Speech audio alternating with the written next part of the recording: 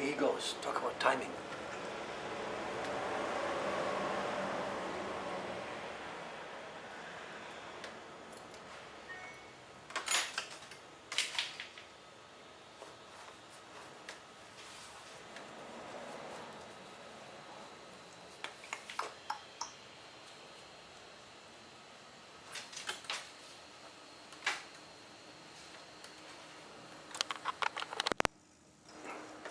Today's Oshibori was the guy who leaves the motor running, and he came at 7:55.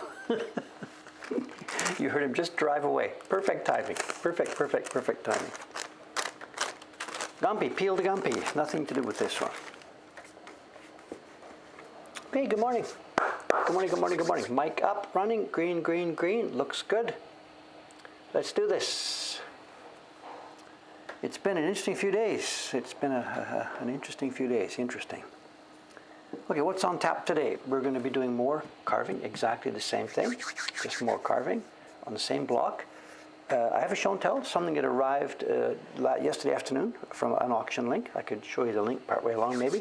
It'll be, I think, interesting to see. Other than that, nothing special. Let's just have a working session. Good conversation with you guys. Who knows what will happen today. It's an overcast day, but quiet. I don't think it's going to rain. Strange it's not raining, he says. Yeah, whatever, I don't know.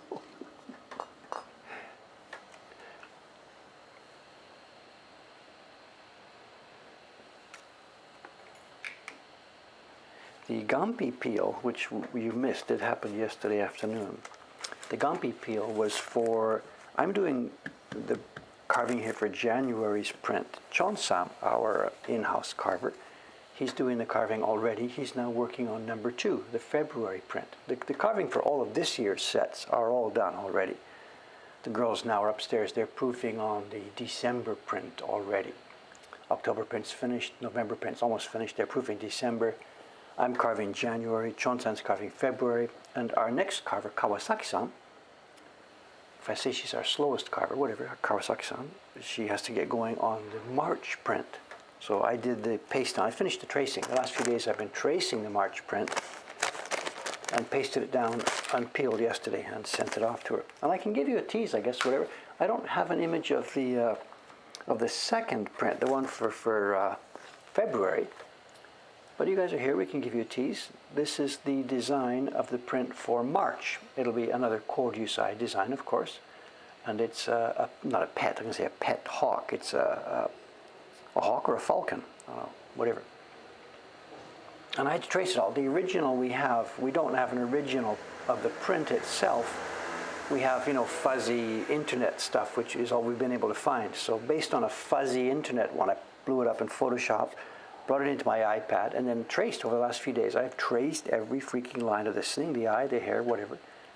So it's all traced, and then last night I pasted it down. And she'll be carving starting today.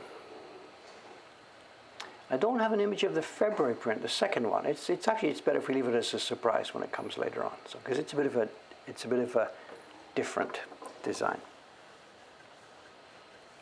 Give me things lined up here. I'm going to be carving there. It's going to be a fun series, and we're still not really quite sure about all the aspects to it.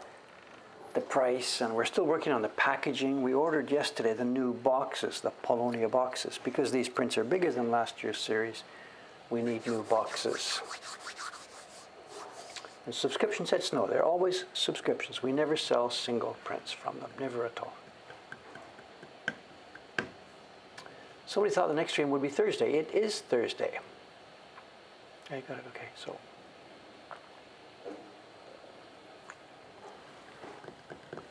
Someone's saying not right away, maybe in several years. I don't think so, we've never, and I've never done that. And all the subscription, well, actually that's not quite true. These subscription sets I did myself personally, the ceremony albums, those are now available one by one here in Mokuhankan, because Dave finished his own business. But we have no plan to break up these sets. The business model is working very well. It keeps our printers working very well.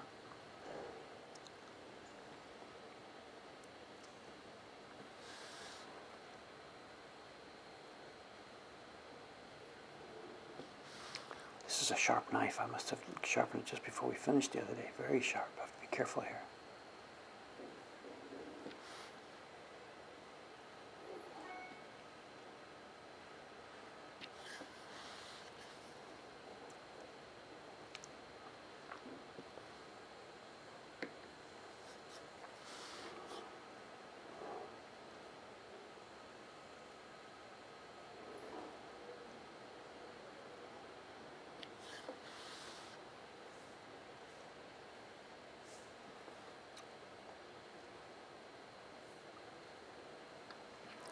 There was activity yesterday afternoon in the new shop next door where the kimono shop used to be. Everything's all ripped up, and we saw yesterday the shutter was open and a gang was in there looking and measuring and taking photographs and stuff like that. So it looks like we are almost ready to start. They're almost ready to start construction work next door.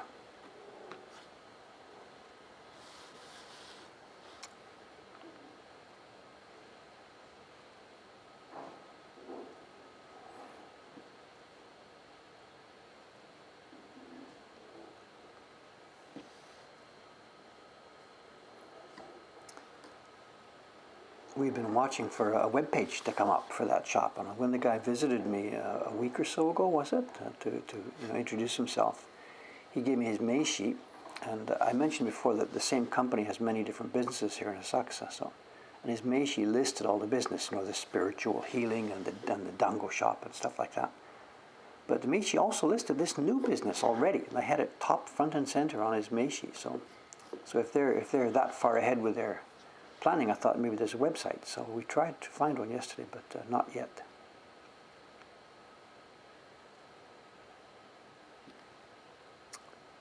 It's going to be a izakaya, a pub, but specializing in steak, it's said.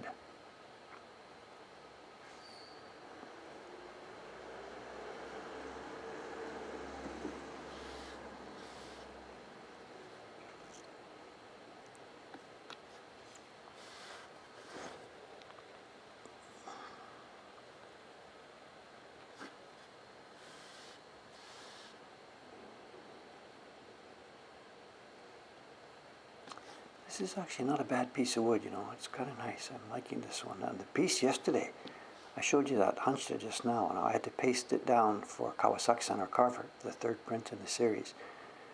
When it came time to paste it down, of course, I went up to our wood stock upstairs. And the piece she got for this one, she is a lucky lady. It's a beautiful, beautiful hard piece of wood. It was one of the Yahoo auction things we bought a while ago, an older wood block that we sliced the middle part out of, and she is lucky. It's really, really nice. I'm envious.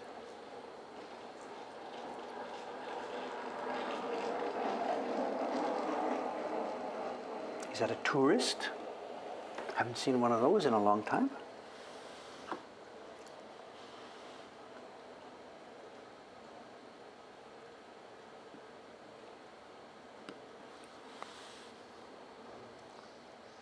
I know domestic tourism now is very much recovered because of the government program. They've got this Go-To program, they call it. And the government is pouring money into hotels and restaurants and whatever subsidies to get people traveling again. I'm not 100% sure that's such a great idea after seeing what's happening in various European countries, but that's their choice. That's what they've done. So.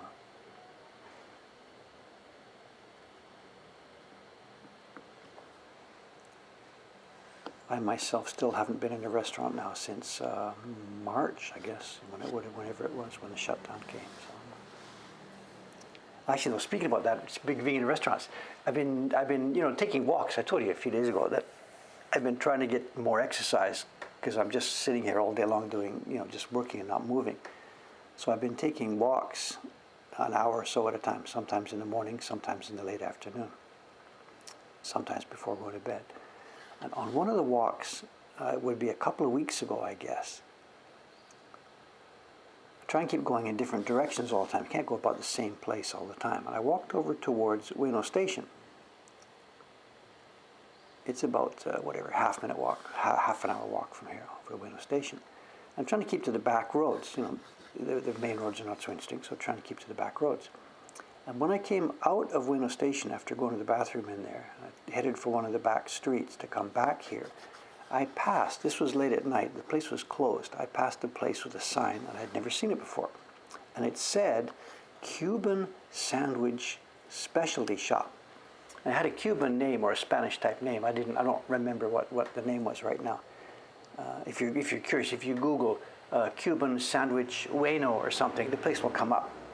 So it looked really interesting. It was late at night and the place was closed, but I put it on my mental list for, hey, let's try that out. So I don't have any idea what the special deal is about Cuban sandwiches, but let's check this out. So last night I thought, hey, I remember that place. I'll go over there. So after I finished my work, so 6:30 or whatever, I thought I'd combine the evening's walk with getting a takeout dinner. So I walked over there, planning to get a takeout and come home. A no-go. They were closed again. And this was only like about 7 o'clock. So I'm, what's going on? What's going on? I checked the website. It turns out they close at 5 o'clock. 5 o'clock? Who closes a restaurant at 5 o'clock?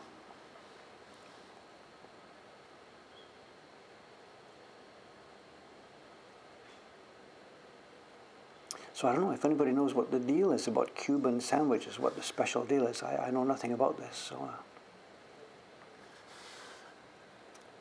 So I'll have to get over there for lunch one day. I guess that's their thing. They do a lunch service only.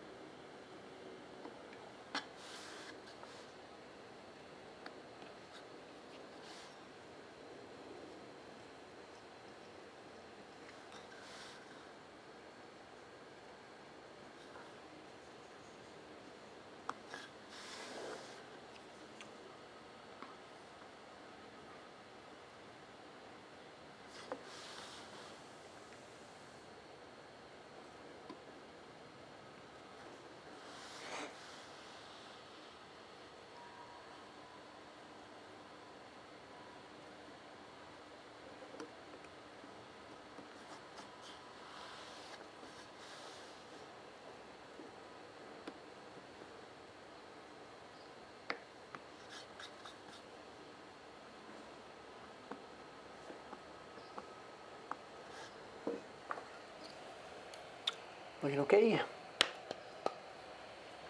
Cubano is a favorite of one. We said, what is it? So there's a deal here, is there? Talking about how the knife is used. Ooh, long, complicated question there. Yeah. So, Ahinama. So that's the place. That's the place. So it closes at 5. So.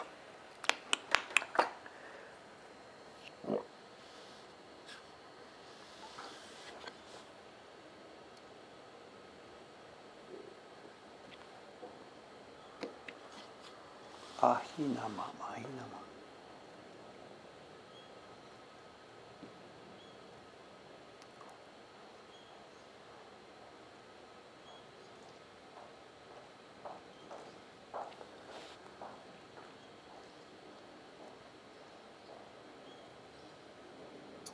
But walking these back streets, it's been cool. I've discovered all kinds of stuff I didn't know was there. I know, just last night too, on the way up to that other place, I passed a street I'd never been up before, and there was what looks like a cool Vietnamese restaurant up there. This is a bit more closer towards Ueno.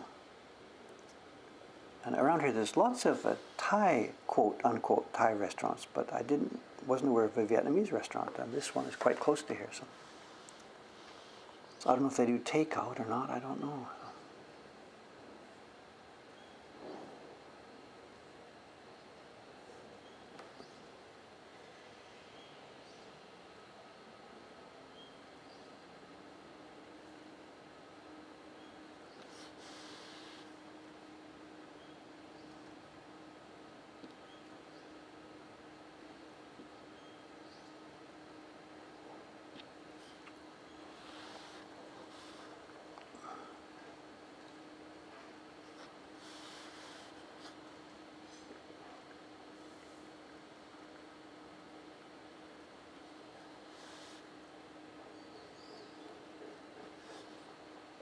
shouldn't have started talking about food because I am hungry this morning again.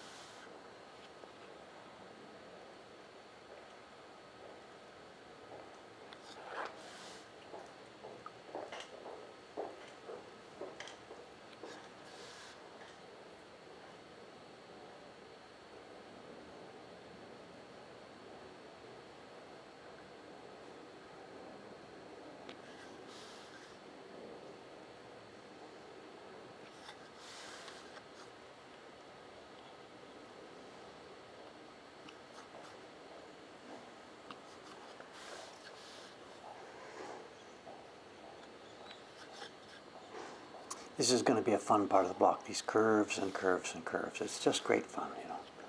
Trying to get these curved lines to have nice shape without jagged spots.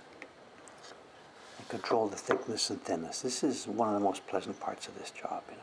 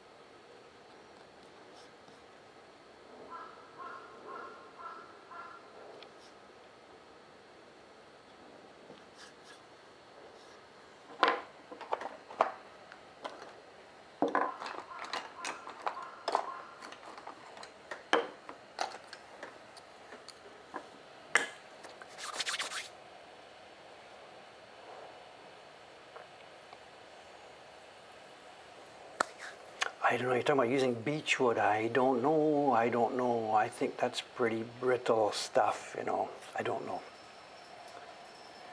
I don't have experience carving beech, but when I was making wooden toys, we made all our blocks and stacking blocks and kids' toys and stuff out of beech wood. And it was cool. It went really nice in the table saw, and it took a good finish, and it was sort of good for wood blocks, good for children's blocks, but I think it's brittle. I think it was brittle. I don't know. Yeah, you're talking about, in Europe, beech wood was commonly used, but it could be you're talking about wood engraving, not wood carving. There's differences, you know. This is wood cutting on the plank of the wood.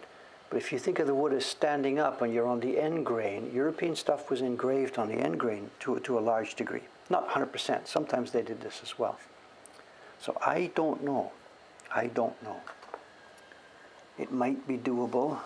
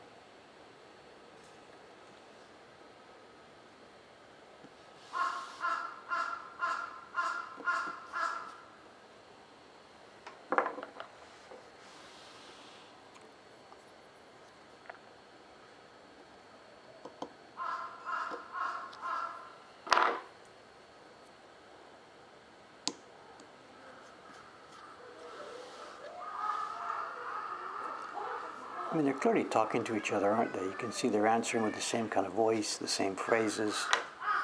Caw, caw. Answer comes from farther away. There's a conversation going on. You know?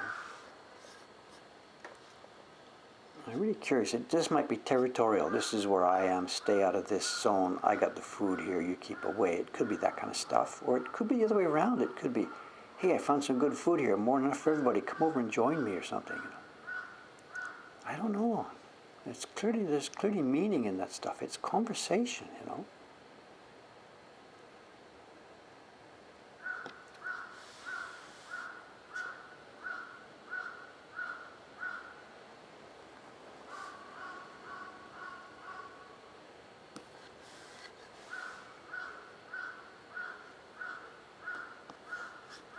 Is it just simply territorial? Is that all there is to it? You know, I'm here, stay away.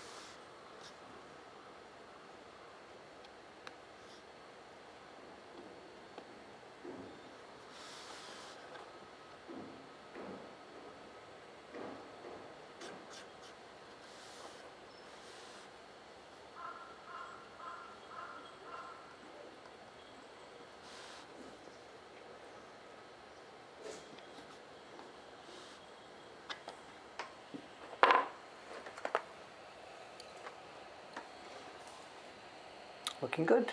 Nice curves. Looking good. Looking good.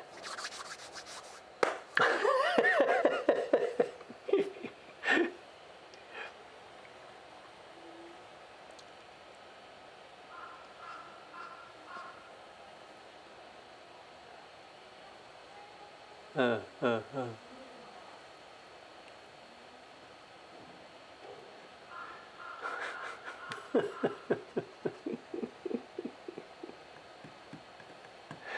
The conversation. I don't know. Do they have actually a home? Like these crows are out here. Is there? Is there a crow's nest? I mean, we have an English expression. There's a crow's nest in a boat. But do these guys have homes? Do they go home to the same place every night and sleep there, or do they just crash anywhere?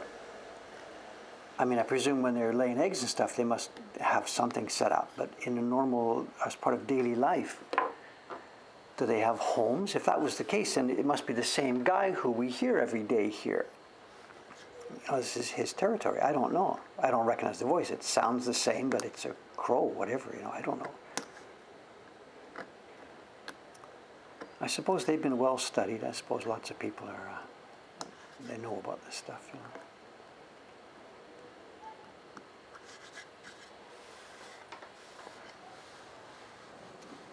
Crow's nest.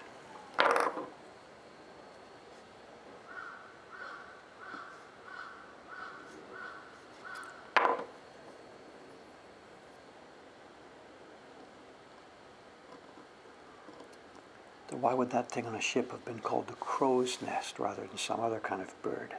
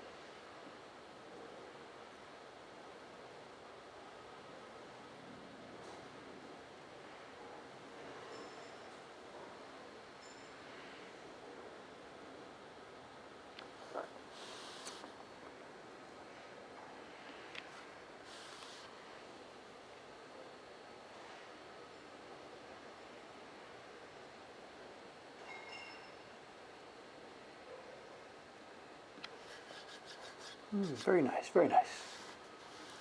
This is the best part of this job.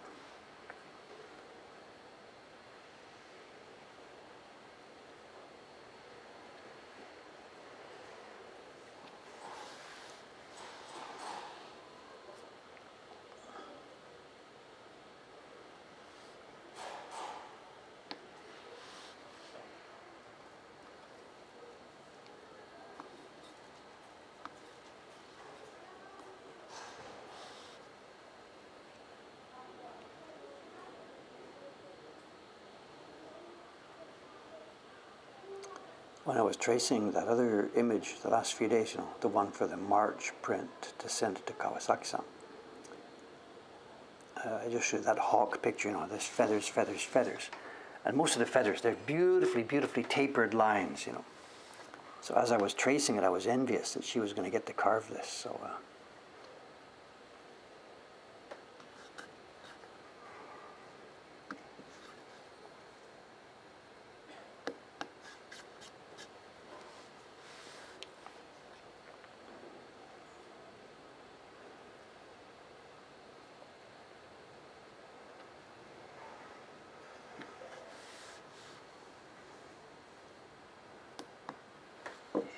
beats working.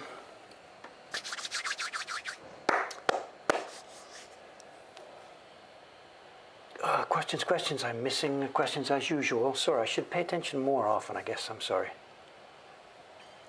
The make and model of Dave's scope. It's a Meiji, I know there's a brand name on it, EMZ. It's a Meiji EMZ. This is a Model 5. I also have a Model 8, a trinocular.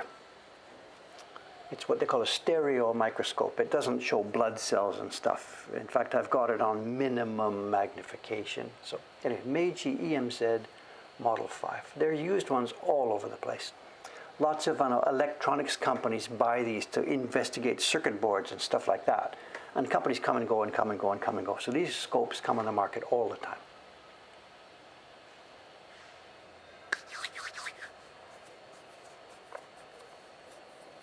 How many hours will go into this? I don't know. I have a sort of generic answer for this. These days my work is so scattershot, a little bit here, a little bit there, a little bit here. I really don't even get much more than just the stream time to do this. But a way to tell is for a print like the one we're looking at here, you can see the size, the dimensions based on my hands here. For a print like this, a key block and a set of 5 or 6 or 7 color blocks. When I was working full-time by myself as a carver printer, I used to make a print like this. I did 10 a year, so about 1 every 5 weeks. So the idea, getting the preparation ready, doing the carving of the key block and color blocks, printing 200 copies of it, and getting it out. That was something I did every 5 weeks. So that sort of gives you an estimate of how long it would take. Any given one, of course, is dependent on how much detail is in it. This key block has taken quite a bit because there's lots of little detail, these leaves and stuff like that. But in general, at my pace, a print like this per month, the carving and 200 copies. And it's great. It was a great way to make a living. My living now is running a business.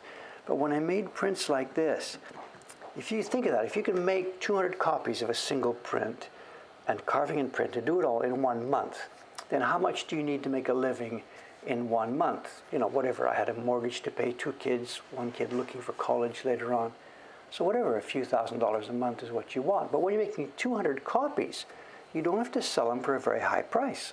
So because it's such an efficient process, you can keep the price reasonable. Lots of people would like to have them, and bingo, you have a business model. And that's what we're doing now, the job here, the prints we make for our subscriptions. The subscription price for this last year has been $50 a month. It's reachable, it's reasonable, it's perfect for such beautiful objects. And yet there's enough margin in there to make a living at it.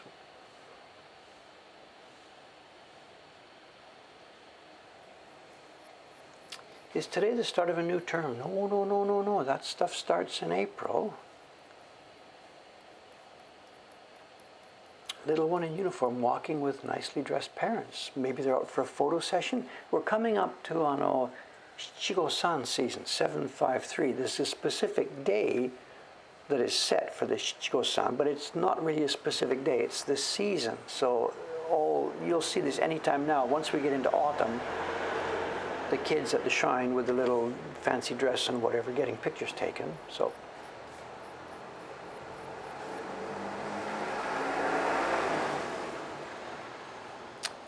there's two start times. April 1st or April 2nd really is the start time for many things for school, but also October is another start time. It's twice a year really. April is the main one, but there's a subsidiary, a second start time, but schools don't start in October, but there are things that do start in October.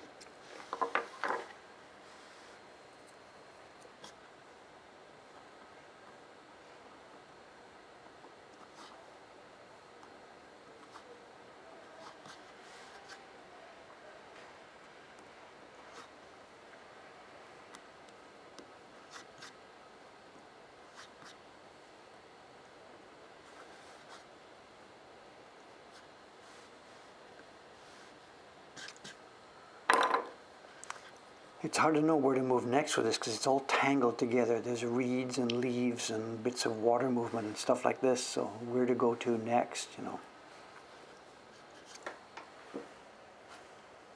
With those, pine needles, they were in groups. It made sense, but this is just sort of a mishmash.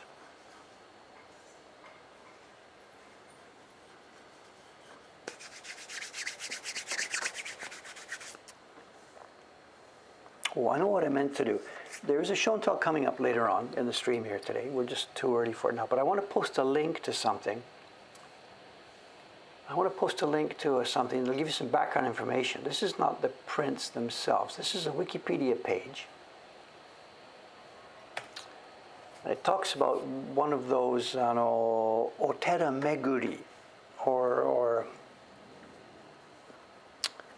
what would it be called? Well, in English, the pilgrimage routes sometimes around temples. The big famous one is over in Shikoku, the fourth island of Japan. There's a famous temple route there, the 88 temples of Shikoku, and this link I've just posted right now is a similar deal to this.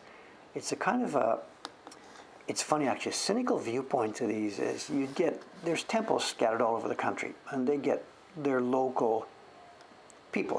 People will have a local temple where they will go now and then, or they'll go for their funerals and this and that.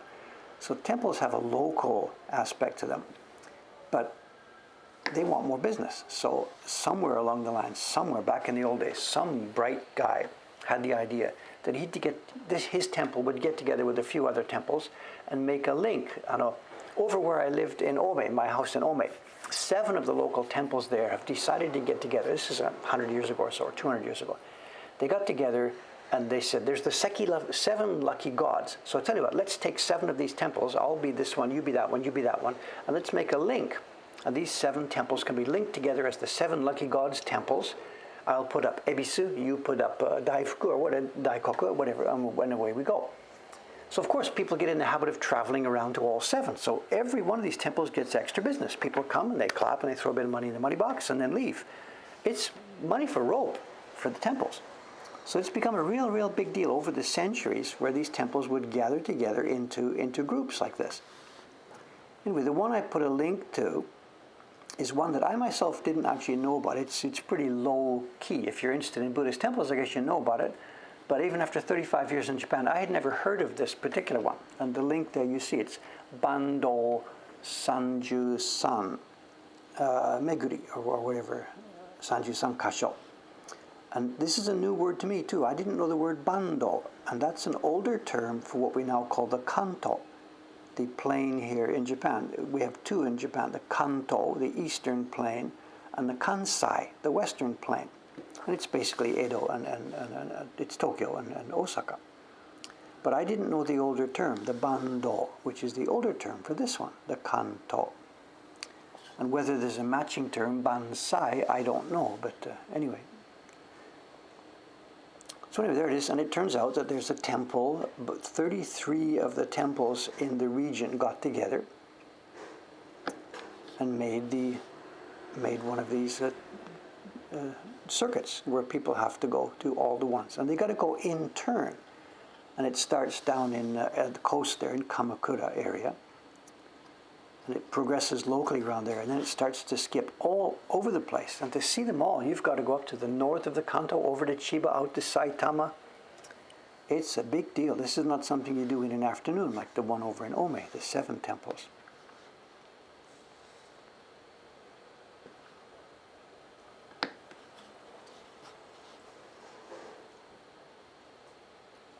So anyway, this is new to me, and the reason I'm bringing it up now is because, as you can guess, some prints came up the other day on an auction set. It was a set of prints depicting the circuit. And the prints looked nice, so, and they were very, very, very, very, very, very cheap, so I picked them up. And that's what we'll look at today. But there's your background, the 33. Sensoji, our temple here in Asakusa, is part of this circuit, and I had never known about that. It's number 13, kind of. Lucky 13.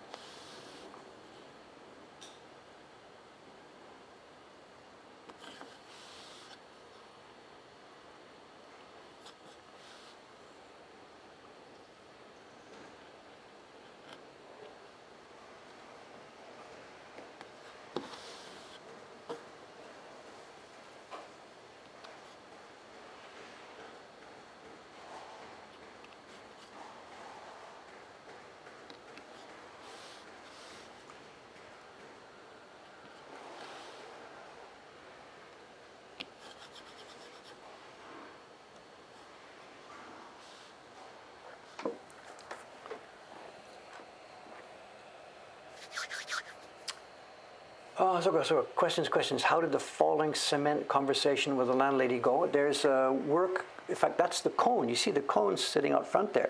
That's the spot. We're not sure if there's more coming down. So I don't want people walking there right now. It's not. This wasn't giant concrete. This was little bits of lumps of cement and mortar. Anyway, the work guy's coming tomorrow.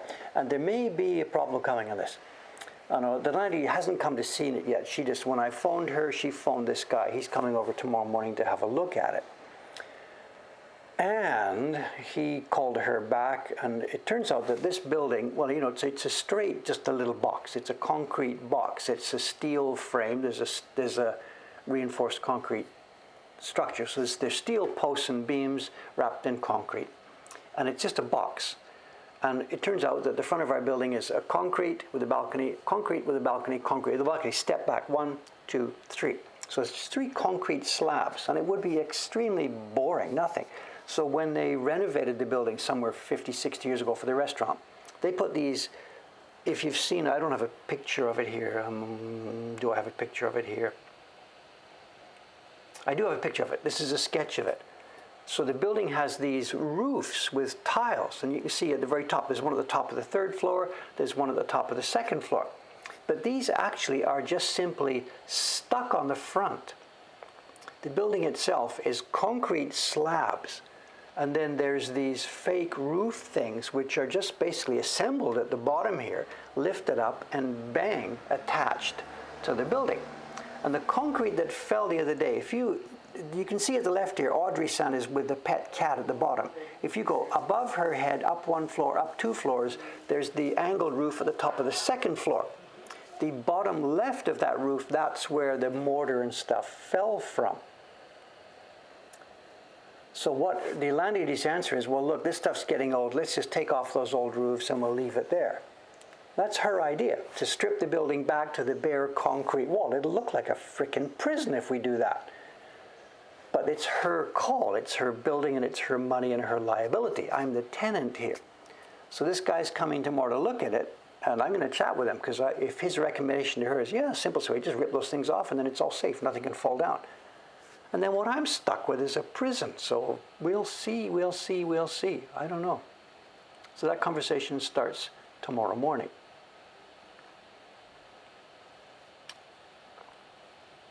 We've got to fix this. I mean, we can't leave it. If bits are falling off the building, this is a public safety issue, of course, absolutely. So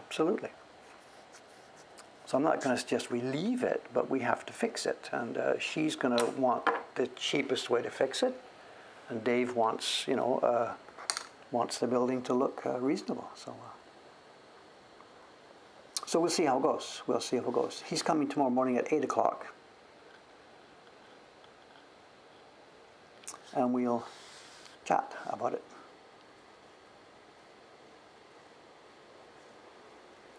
But this is it. When you've got a 60-year-old building, of course, this is the deal. Maintenance issues, of course.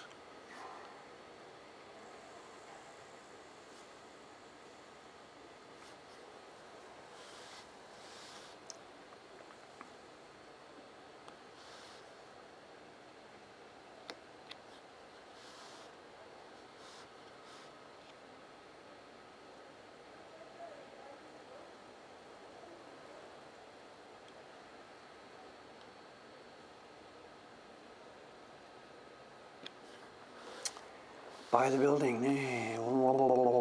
make it all my problem.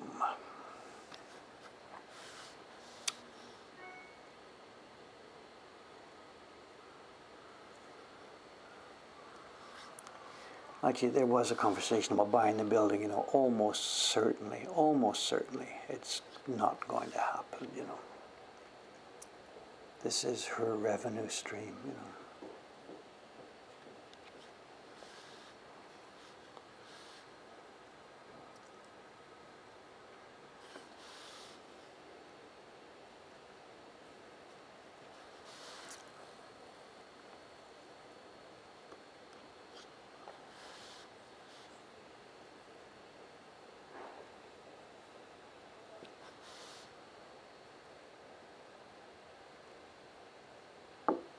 We added up, how much we've paid her. We've been here now 6 years, just over 6 years, And we've paid her $250,000. In 6 years, we've shoveled $250,000 to that lady, So she'd be nuts to sell this building, just nuts, And maintenance so far, she has spent nothing on it, zero. Zero. We've shoveled her $250,000, and then we've rebuilt the building. We renovated it, new bathrooms on every floor and all this and all that, plus $250,000 in rent. This is the deal, to be a landowner, a building owner. That's the key to all this stuff,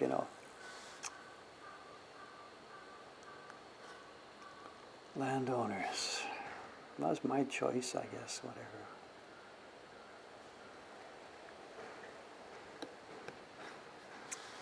It's also hard to believe, that number. When we ran it, me and I somewhere on the calculator, and I ran that. I thought, oh no, I must have my decimal places wrong. There's no way we can't have, spent $250,000 on this building, And it's true, we have, and that's come from woodbuck prints, little woodbuck prints we sell for $20, $30, $50, sometimes $100, And that's what we make. Every print we make.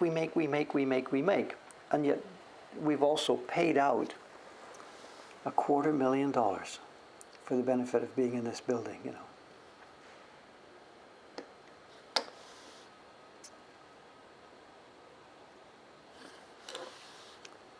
And someone asked me, why don't you do more carving, Dave? Like, I've got time for carving.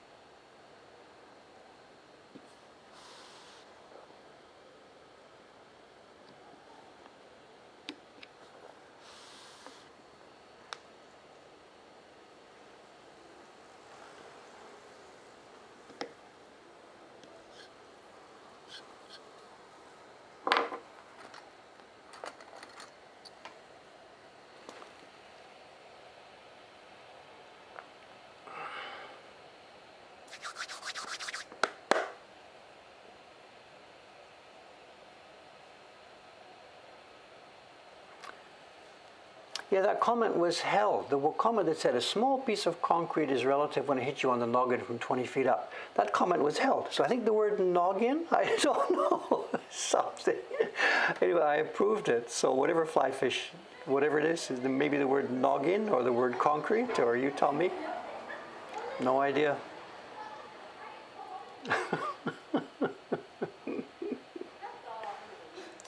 Are there random construction noises coming from next door? I wasn't aware of any noises. I don't know, maybe it's my stomach, I don't know. How was the eye visit? So good, that was Tuesday. Yes, I went to the hospital. This was funny, actually. Yeah, noggin is not held now because I approved it. The eye doctor, I went Tuesday afternoon. This was funny, actually. I know, you know the deal. I don't know, those of you who don't know what's going on here. I know 3 months ago or so, I'm like, I can't see some stuff, whatever. So I went to the eye doctor. They sent me to the bigger hospital.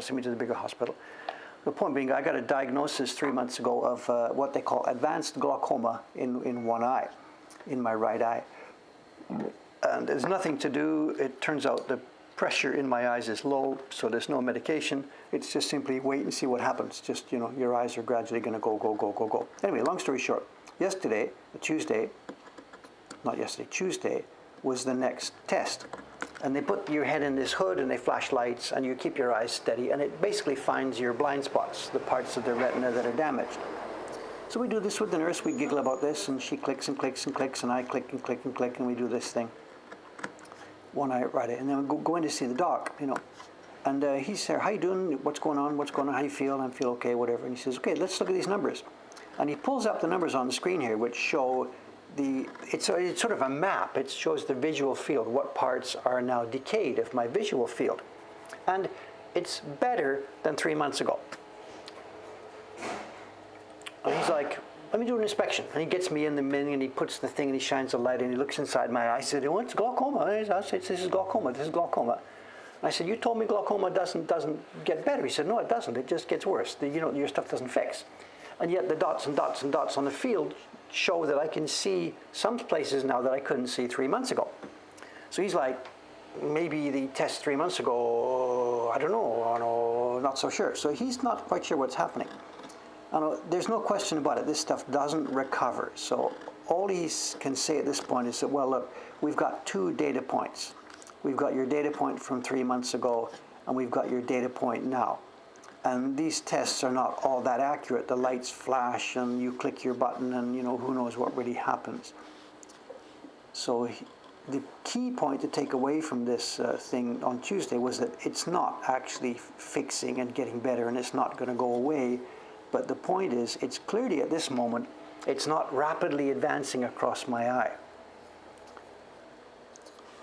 So that's all you can say right now, is over the next few months, over the next few years, we'll get more data points on this. And we'll be able to see, when and where and how it's progressing. But at the moment, it's clearly no panic. I do have degradation in my eye. I do have glaucoma. If I live long enough, I would be blind in that eye. Which will come first, blindness or death, whatever is unknown. But at the moment, anyway, no panic. Whatever's happening in there does seem to be happening very, very slowly, as far as we can tell so far. We'll get another data readout 3 months from now when they do this again.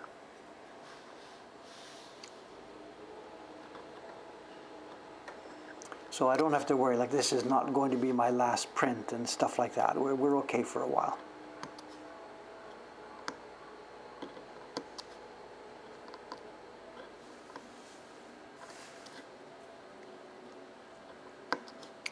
And he then said, what's different? What are you doing differently over the past 3 months? And I said, well, I listened to what you said. I'm not drinking caffeine anymore because that was supposed to increase the pressure.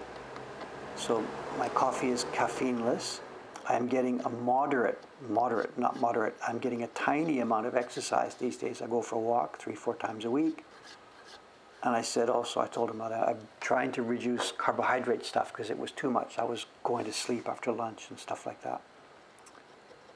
And he says, well, the caffeine maybe helps a bit, but anyway, the pressure in your eye is low anyway, so that's no big deal. So, but whatever you're doing, keep it up. And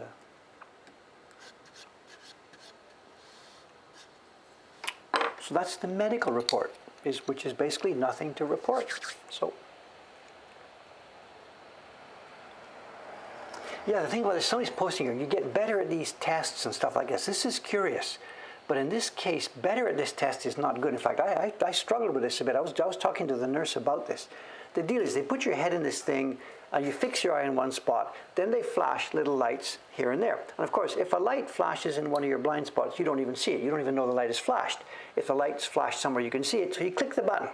So the point, when the light flashes, you click, and the computer then knows, he's seen that, so his retina is okay.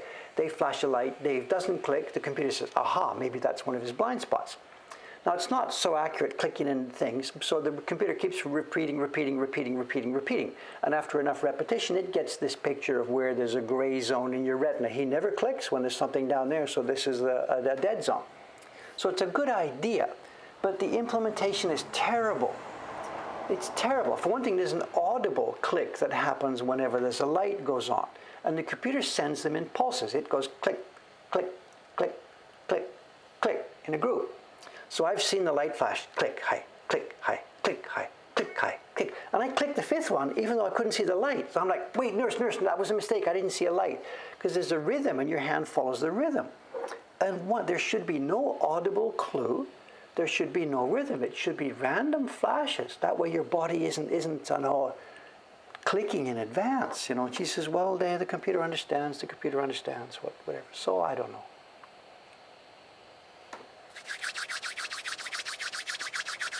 So time your clicks to match the cadence. Just click whenever I hear a click, and the doctor will say, your eyes are perfect, go home. Unfortunately, that won't help me very much, so whatever. What's this John saying? There are 4 lights. I'm not sure what you mean. There's one light I'm looking at in the middle. There's a set of 4 lights for the calibration. First, you look in the middle of the 4 lights, and it does the calibration to see what level of light you can actually see and understand. And then you look at the center one, and the lights flash. Okay, many of you people must have done this, I guess. I don't know. No idea. Star Trek reference over my head. Okay. Well over my head. You can send me all the TV references you like, and I am not going to get them. So, have I exposed myself as a non-Trekkie? Sorry. Whatever. There you go.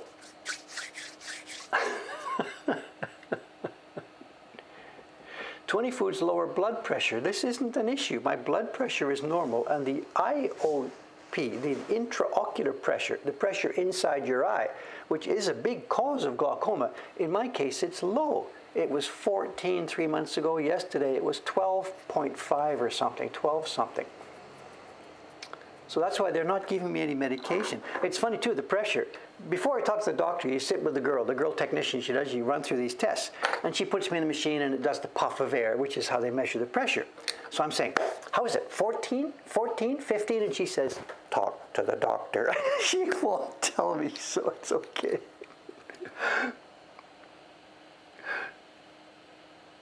Oh, that's the problem. Up the blood pressure, more stress, more stress. Well, maybe with the concrete falling, that's going to happen. Who knows? Who knows?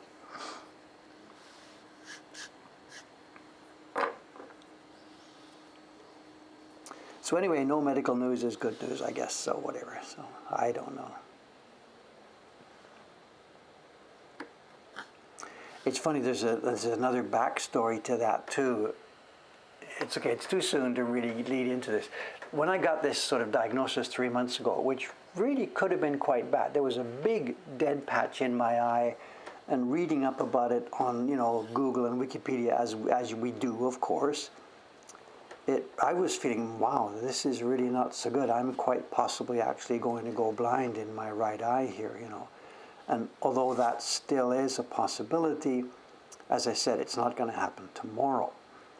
But 3 months ago, when I was thinking, geez, this could be it. I'm a printmaker. I run a printmaking workshop. It's time to think about Plan B for your life. Plan B, Plan Z, whatever we're up to by now. So I was starting to think about doing some other activities other than printmaking that I could, like make a living with. Once I can't see anymore, once I go blind, And I was starting some small-scale preparation for that. But now that I've got this diagnosis that says, look, you're okay, it's going to be all right, you're not going blind tomorrow, you're good to go, So maybe I'll put that other project back on the back burner,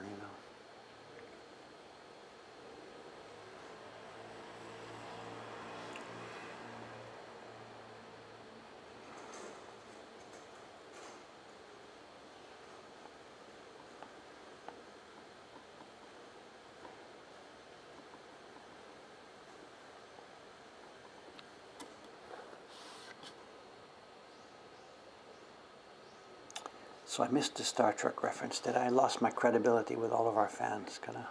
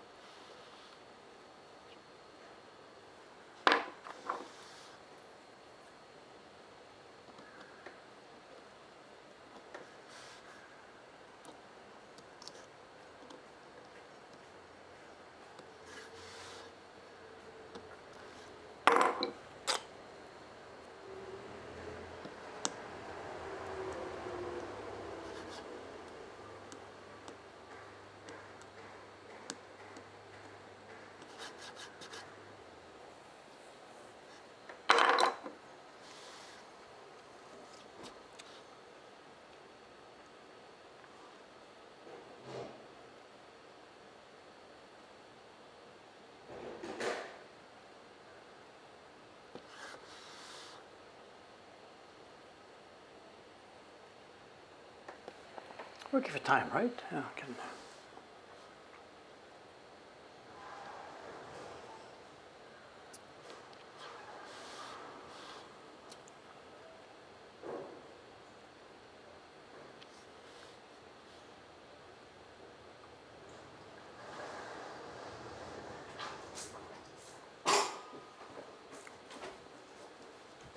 あ、どうも。お一つですね。おはようございます。ありがとうございます。どうも。はい、Thank you. ありがとうございます。Thank you.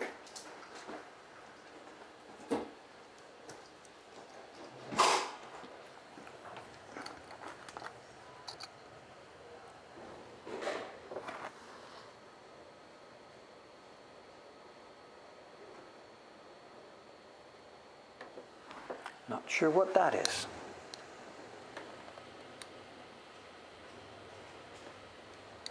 Not sure what that is.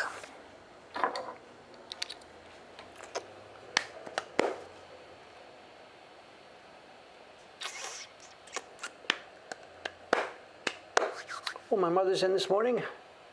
Good morning. It is hopeless. Good morning. You were spending. Is she talking to me? You were spending too much time on Google. Talking about the eye diagnosis. Hey, information is information, you know. So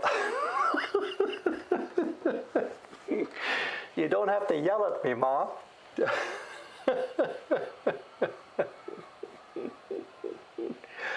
Someone's asking, what happened with the 8 Views of Cat project? It is still going on. It's waiting for me to get the next 2 prints up and running.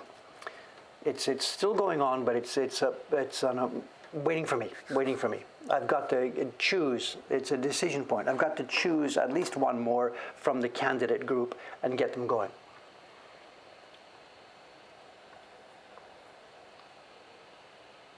Actually, you're talking about the internet diagnosing with Google. You know, there's a funny thing about this. I know.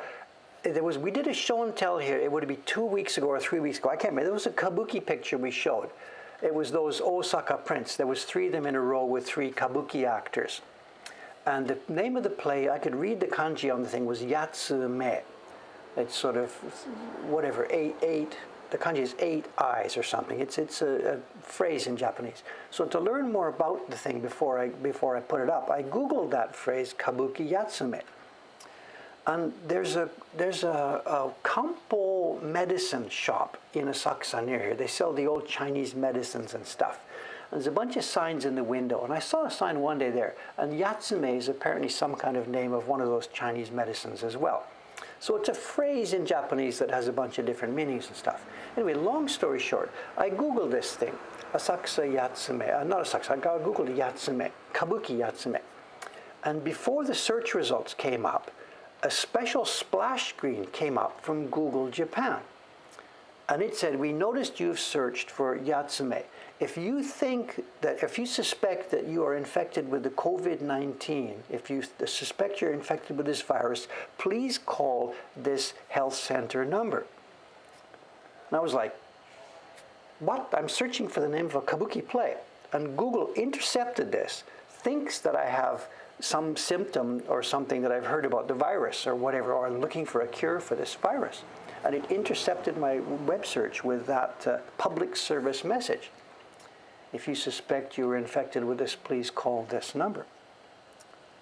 So yeah, Google is worried about my health and whatever else I've been searching for, you know. So, oh, conversations.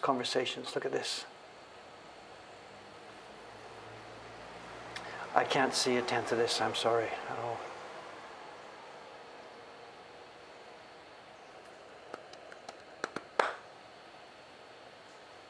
Well, Google didn't ask for the credit card number. It was a message from Google, apparently. I don't think it was phishing. You know, and after I clicked dismiss, the regular web search results came up. So, but it's interesting. And I guess when you think about it, you know, web searches could be a tool for public health diagnosing, you know. Not so much for each individual person, but when a whole bunch of people in a specific area start searching for something like this, the public health authorities can learn something's going on in that area, you know. Like that deal where they're searching the sewage, and when they notice the virus stuff is found in the sewage, you know you've got a problem in that area.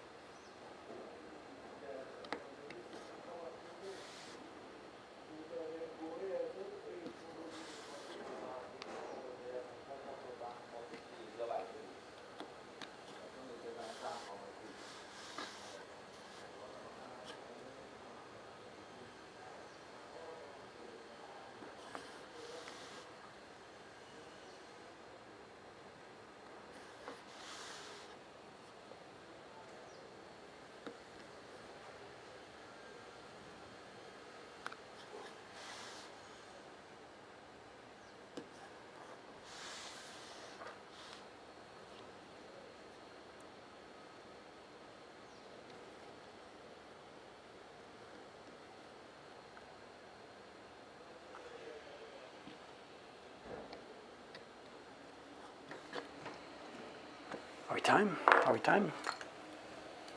9:15. 9:15:15.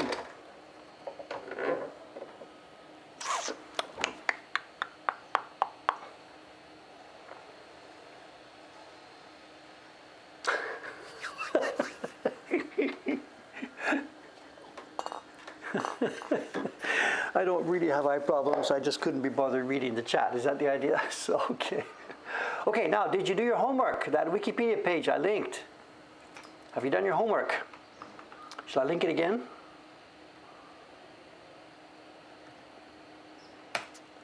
If you did your homework, have you memorized the 33 stations here, the 33 temples? Would it be funny if it turns out that this is actually something else?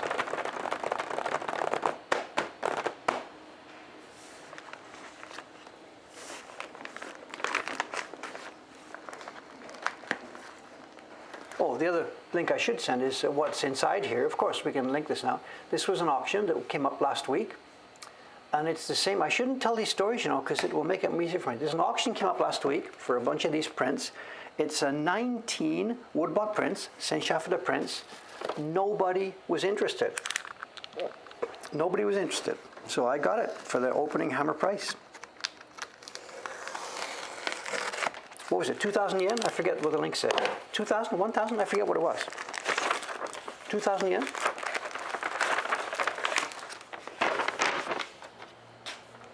$2,000 which is 20 bucks. And I get myself a blank piece of white paper. Let's see what's inside here.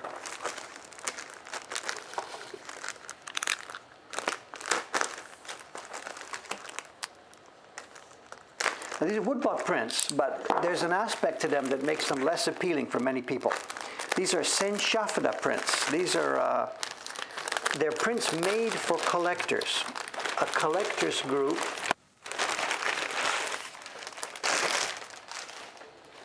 A collectors group. It's a group of people who get together once a month or so. They drink and eat some stuff and whatever, and they commission print workshops to make prints for their group. So what we're doing, we're seeing woodblock prints that are made by a professional workshop at the request of a collectors group. And the collectors group, they sit and drink and chat with each other, decide what the next theme is going to be. And in this case, the collectors group decided, let's make a big set. Let's do the Bando Sanju San Kasho. Let's do the 36 names. And in this case, they got a lot of sponsors. And it turns out they got so many sponsors. Look at this. The sponsors' names dominate these things. The sponsors' names are way bigger than the pictures. And this makes me suspect that this set was not so much commissioned by one of these groups. This set was organized by a print publisher, one of the workshops that makes the groups, and passes the hat. Hey, do you want to join our project? Do you want to join our project? So nobody knows how many people are in this. The main one, I said, when there's a group of 40 people, 40 guys put their money in, commission it, and you got a set of 20 prints, and 2 people's names are on each print. In this case, there are hundreds and hundreds of sponsors. So I think the publishing company came up with the idea, sold it to all these people, but they didn't really tell people, by the way, it's you and 5,000 other people who are doing this. So look at the names. It's name after name after name after name after name, and the pictures have shrunk. So whatever. And here it is. Here's the title thing. This is Bando Sanju San Kasho locations. It's 33 locations of the Bando. And this is the pronunciation. This is the Fuda Basho. How would you pronounce this? I'm not sure how you would pronounce this. Something Sho Meguri. What's the alternate pronunciation for Fuda? Somebody can help me with this. It's Sho Meguri. Third group. I see. They would have been sent to the subscribers in groups. Group 1, Group 2, Group 3. Okay, we're going to need to zoom in because we do not need to look at a ton of calligraphy. Now somebody says here, the printer needed to practice carving kanji. I think you've just mistyped. It's the carver. And my guess, and I can't really tell from looking at this, but my guess is that the names are probably done with a polymer plate. They are printed in a different black than the actual border of the print image. And they would be printed at a separate time. And I've got some blocks from an old Senchafida series. I say old, I mean 1960s or whatever, in Ome. And the names, I'm going to guess here, the names were done on polymer plates. So the calligrapher does his job, sends it out to a photo workshop, and they come back. But the prints, the image parts, are made, of course, in woodblock printmaking. And we have here the title of it all. It's the same thing. We have, this is the numbering. Where am I? Off the camera here. Bando Niju Ichiban. So Bando, the name of the set, Bando Niju Ichiban. This is number 21. This is number 22. These are random. This is number 7. This is number 6. And if we go back to our Wikipedia page that I linked to just a moment ago, you would see the temple names will match up. I don't remember all these, of course. Oh, here's the title page. Here we go. There is a title page. And I hope we have the whole set. I don't know, but I certainly hope we have the whole set. And this stuff is not all that old. In fact, we have a date here. Somebody can help me with this date. We have Showa Goju Sannen. It's Showa 53. These are not ancient prints. I was born in Showa 26, so this is 53. How many years difference? 26 to 36, 46, 56, knock 3 back. So it's 27 years after I was born. I was born in 1951, so add 27 years. 61, 71, 78. This is 1978. John got it before I could figure it out. So these are not ancient prints. This is when Senchafda was still a thing. There were still collectors groups around. We have the carver's name here. We have the carver's name. It's this is a handle name. It's not his real name. It's Sashkibu, Sashkiro, Tatsuro. I don't know. You can get the pronunciation. This may be a handle name. And this is Suri is Sekide, I think. This is Sekioka-san. I think his handle name was his workshop name was Sekide. I'm not really sure. I'm sorry. I met him. I don't know who this carver is. Not being able to read his name clearly here. This is the calligraphy. It's by this gentleman, and the picture is by this gentleman. Let's look at some of the pictures. Can we zoom in?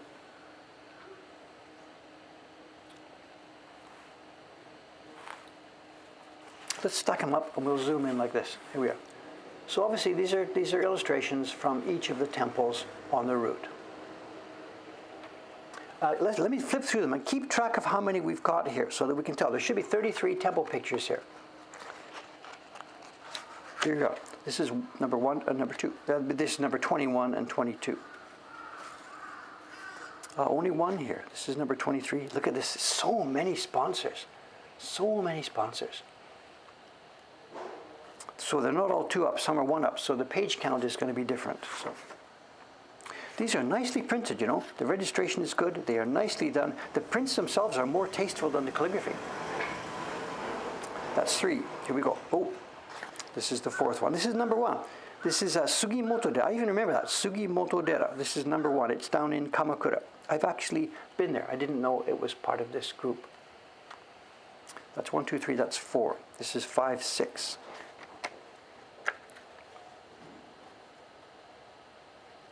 It looks like Kiyomizu-dera in Kyoto. It's not. It's 7 and 8. Nice pictures, you know. They've done this really tastefully. The illustrations are nice. The carving is nice. This will be number 9 and 10. This is 17 and 18. Very nicely done. 11 and 12. That's the last one. Sanju-san, 33. 13, 14. This is down in Kamakura still. 15, 16. Are we going to have a full set? Who knows? I hope so. 17, 18. It's a pity they're so small, eh? But they're nice. You know, we can zoom in a bit more.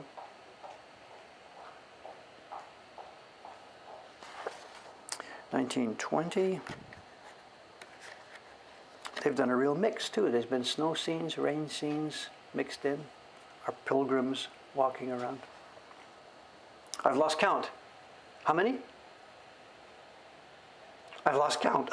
It's okay. We'll go through. We'll count them at the end. I lost count. I lost count.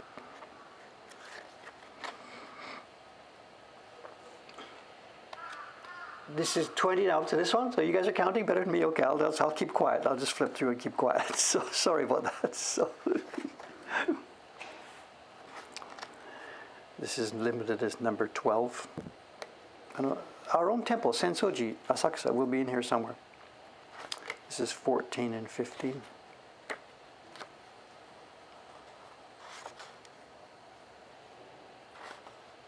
'16 and 17. The temples themselves, they're scattered all over, as I said, somewhere up in Saitama, over in Chiba, out in Kanagawa. It's all over the Kanto area. Zoom out a bit. Okay, height.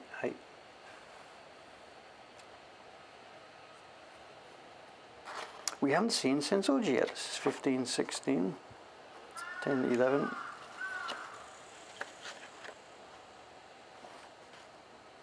Here's ours. This is Asakusa. This is Sensoji, number 13. Number 14. So have we got them all, or are there some missing? That's the end of our stack here. Count to 33. We have a full set. All right, all right, all right. Never seen 4 written this way. You mean like this, simplified? Yeah, it's because of the size. It's just a simplified. We have a full set. All right. And it cost me 2,000 yen. Very nice, very nice, very nice. Sort of brag about this, but yeah, whatever. Okay, let's look at some of the pictures. Can I zoom in a little bit more? There's a modern feel, you know. They've done it in they've copied like an ukiyo-e style, but this is definitely modern. This is post-war. This is Nakamise with the Sensoji, and then the pagoda is on the left. If this was pre-war, the pagoda would be over there on the right-hand side. But this is on the left. This is a picture taken from Kaminarimon, looking up the Nakamise. In fact, that's what this says. Nakamise.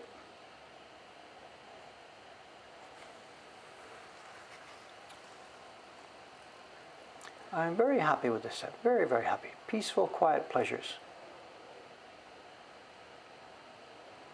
Why did they move the pagoda? I have no idea. I don't know anything about the history, just that it did move, and that it's an easy way to tell from photographs whether this is pre-war or post-war. Well, there's lots of things to tell, but I've got no idea why they moved it. No idea. They rearranged the whole place. Sensoji used to be an absolute mess. There were stalls and beer halls and girls out back and all kinds of stuff gathered right closely around the temple. But when they rebuilt it in the post-war period, they cleared everything away, made a nice wide plaza that we see now. It was a very different mood pre-war, very different mood. Yeah, it's Mr. Curtis LeMay and the U.S. Air Force took it out in what was March, April, May of 1945, along with 100,000 people. 100,000 people that night. And I've heard, I've talked to people who lived through that night. I've sat and cried listening to stories with people who lived through that night. There's not many of them left now, but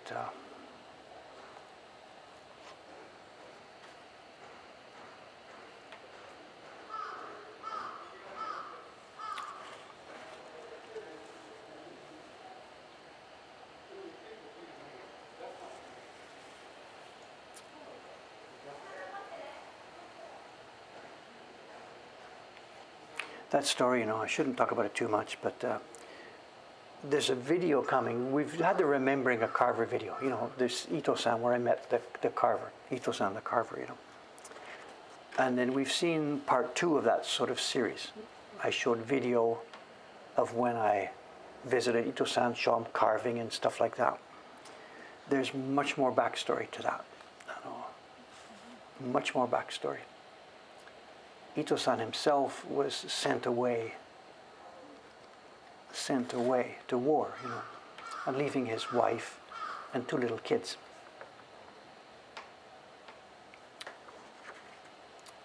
Enough. We'll maybe talk about it later. Whatever.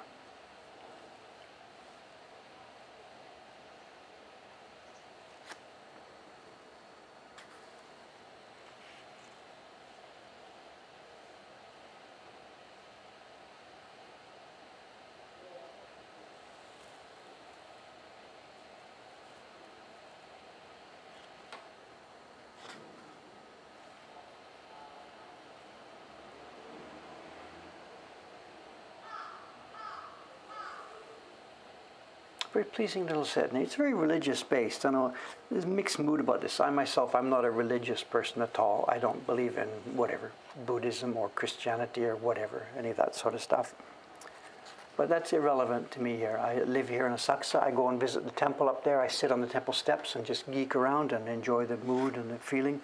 And the building itself, that temple, it's a thing, you know, even to someone who is not religious or who doesn't believe in the foundation of that stuff. It's maybe hypocritical, you know. How can I go and enjoy that and make my pictures of Asakusa and enjoy showing you these pictures of temples when I'm not a religious person at all? I think you can enjoy what people do with stuff and the things that people will build and make, even if you don't have the same motivation that they had a motivation of. And we talked about this before. I think we were talking about Brahms' Requiem or something one day. I was listening to Brahms' Requiem, but I'm not a Christian. Am I a hypocrite for enjoying his music? I don't think so. Brahms had a certain feeling in mind that he wanted to praise God, but the thing he did it with is something that resonates with anybody, you know. But it's possible David's just a total hypocrite here, making a living out of a building. People come to see Sensoji and buy woodblock prints, and I'm a parasite on the side of this religious organization here, maybe being a total hypocrite. It's possible to look at what I'm doing that way, but I don't think so.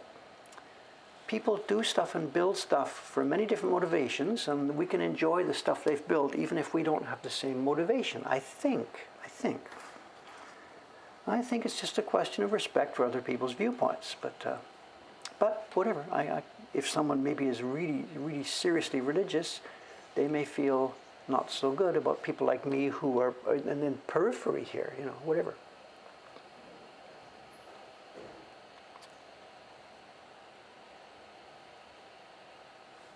Yeah, this the another backstory. The one that gets worse is, what about there's an artist or a creator, and you're enjoying his creations, and you turn out that he's not actually a horrible human being, stuff like that.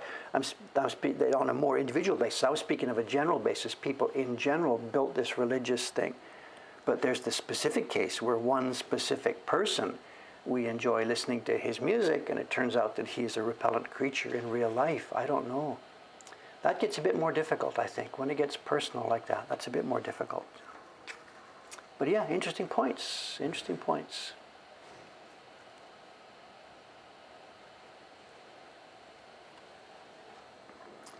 And if there was somebody who was quite religious, and if that person was thinking Dave shouldn't be doing this because he doesn't believe in Buddhism or something, I think the counterexample could be made that through my efforts to show this particular one corner of this, people would enjoy it and be drawn closer to it, and perhaps because of that, they might be drawn closer to the religious aspect of this. Who knows? I don't know. That's just blowing smoke. I don't know.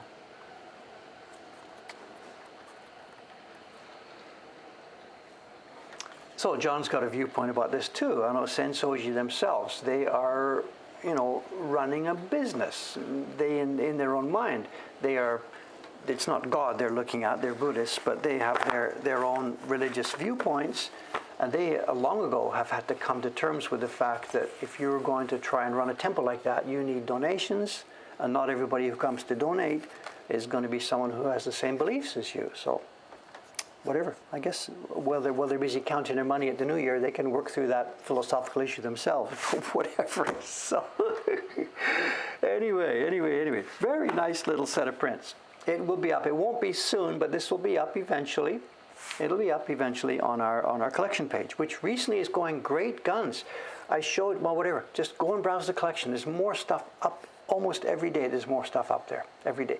Coming later today or tomorrow is the Favorite Flowers book. The pictures are taken. Watanabe-san is almost finished getting them done, and that's going up online any day now. Any day now. Okay, I think that will do it for us. It's a pleasant stream for me today. I got a few minutes, not a lot, but a few minutes of quiet carving done. Turned out we have a nice, interesting print set to receive. And as usual, I will enjoy reading the commentary here at lunchtime while I'm drinking my decaffeinated coffee. Very peaceful, quiet day today. Thank you very much for hanging around. Thank you very much for coming. It's Thursday morning now, so the next time I'll be back here Saturday morning, Tokyo time, Friday evening for most of you over there. I'll be carving on the same block, I think, and moving forward with this. Okay, thanks guys. See you next time. Bye, Mom. Call you soon, okay? All right, thank you guys.